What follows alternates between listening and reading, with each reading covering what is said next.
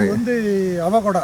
ஓகேண்ணா. இது வந்து புதுசாக நாம் இங்கே கொண்டு வந்து போட்டு பார்த்தா இது வறட்சியான பகுதியில் நல்லா காய்க்குது. இது வந்து கிலோ வந்து 250 ரூபா வரையும் போகுது. இது என்ன வெரைட்டி? ஓகே. சேப்பில் இது பழம், இது காய். அது காயை தூக்கி காட்டுங்க. இது காய். ஓகே.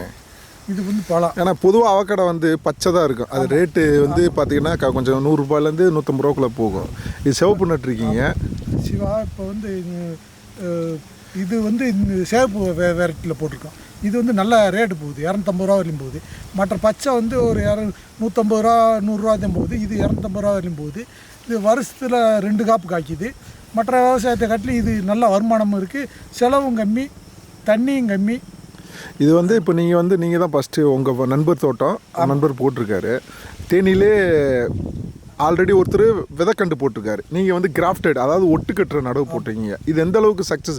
கண்டு நடவு போட்ட பிறகு எதுவும் பிரச்சனை எதுவும் வந்ததா? இதில் எந்த பிரச்சனையும் இல்லை. 24 ஒரு 50 கண்டு கிட்ட போட்டிங்கன்னு நினைக்கிறேன்.